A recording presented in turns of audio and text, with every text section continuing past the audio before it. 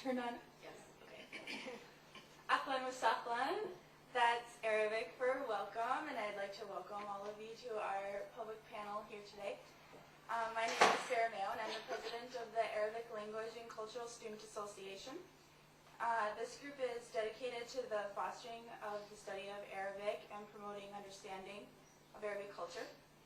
And it is this understanding which we pursue here today.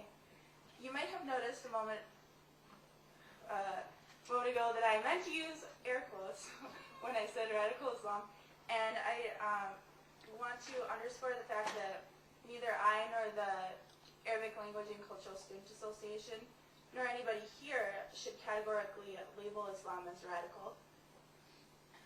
In the naming of this event, we chose to preserve the wording used by the film that we're going to talk about today, entitled Obsession, Radical Islam's War Against the West. And this is a DVD that many of you are familiar with because it was distributed by the Fargo Forum in the October 5th edition of the newspaper. And it raised quite a controversy in our community. So I'd like to play a quote from this film now. Okay. Our goal here today is to provide a setting for constructive discussion. The beloved Palestinian poet Mahmoud Darwish said, "We suffer from an incurable malady, hope." And it is my hope that we all leave here today with greater understanding about the issues that the Obsession DVD raises. And with that, now I'd like to introduce Dr. Daniel Klenow. He's the chair of the Department of Sociology, Anthropology, and Emergency Management here at NDSU, and also co-director of the Center for Disaster Studies and Emergency Management.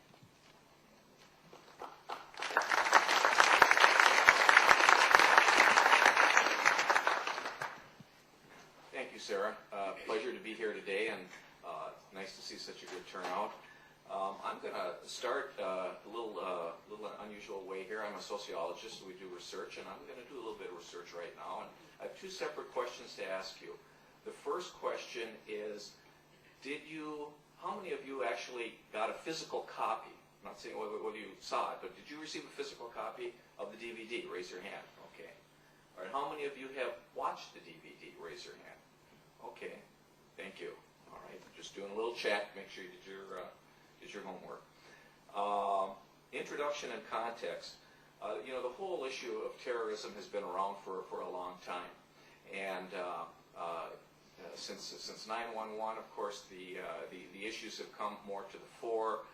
They've affected us in many ways in terms of our daily lives, and they've even affected the curriculum here at NDSU. We have courses in terrorism, and one of the fields that we have in our department, we have sociology, anthropology, and emergency management. And of course, emergency management, which was administered by FEMA, now was part of one of the major reorganizations in the federal government with Homeland Security. So it does affect us. It affects our curriculum, risk assessment, and various other types of activities. So it's a very broad and powerful trend and issue. The first thing I would like to do here is to introduce our panel of distinguished individuals here. And the first, on my immediate right here, is Matt Pinnon. And for 2 years ago, from this past December, he was named editor of the Forum. And that is North Dakota's largest daily newspaper. Before becoming editor, he served in a variety of positions: reporter, page designer, assignment editor, and so forth, putting in 14 years with the paper, starting up even as a delivery boy back in Moorhead. When he's not working in the newspaper, he enjoys traveling and officiating soccer at the high school and collegiate levels, and I can testify that's true. I've seen him in many soccer games. Okay. Next on our panel is Professor Ahmed Afzaal, and he received his doctorate in the area of religion and society from Drew University in New Jersey. His focus was on the sociology of religion. He previously taught at Connecticut College in New London, Connecticut, and now he's assistant professor of comparative religion at Concordia College. Our third panelist is Scott Hennen, and he is a talk show host here in Fargo, and probably most of you are certainly familiar with Scott. His location is AM 1100. It's the flag. And I will comment, if you're a hockey fan at all and you followed Sioux hockey, he was the voice of the Sioux for many years.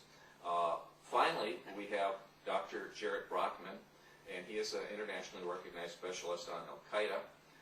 He did serve for the past 4 years as the founding director of research at West Point's Combating Terrorism Center, where he continues to hold an affiliation. Before that, he served as a fellow at the Central Intelligence Agency's Counterterrorist Center. He recently returned here to Fargo, and he serves as an associate research fellow at the North Dakota State University Upper Great Plains Transportation Institute.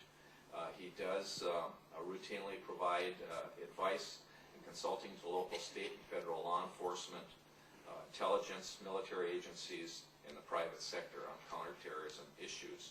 He's testified before the House Armed Services Committee in the British House of Lords, and his research has been featured on 60 Minutes, CNN, New York Times, and a number of international documentaries on Al-Qaeda. His recent book, Global Jihadism, Theory and Practice, was published in August 2008 by Routledge Press. And of course, maybe even more important than these issues is the fact that he's actually had coffee with me.